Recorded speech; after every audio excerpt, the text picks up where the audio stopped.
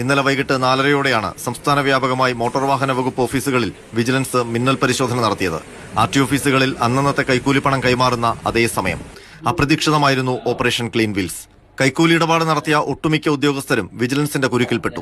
സംസ്ഥാനത്തെ വിവിധ ഓഫീസുകളിലെ 21 ഉദ്യോഗസ്ഥർ ഏജന്റുമാരുമായി ഗൂഗിൾ പേ വഴി നടത്തിയ 7,84,598 രൂപയുടെ ഇടപാട് കണ്ടെത്തി.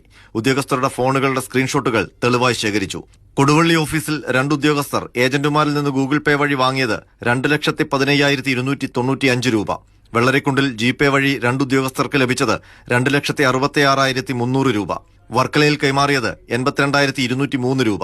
തിരുവനന്തപുരം ആർടി ഓഫീസിൽ ഒരു ഉദ്യോഗസ്ഥൻ 16,400 രൂപയും ഗൂഗിൾ പേ വഴി വാങ്ങിയതായി കണ്ടെത്തി. ഇതിനു പുറമെ ഉദ്യോഗസ്ഥർക്ക് നൽകാൻ പണവുമായി എത്തിയ ഏജന്റുമാരും പിടിക്കപ്പെട്ടു. തിരുവല്ലയിൽ 4,000 രൂപയുമായി ഏജന്റ് പിടിയിലായി.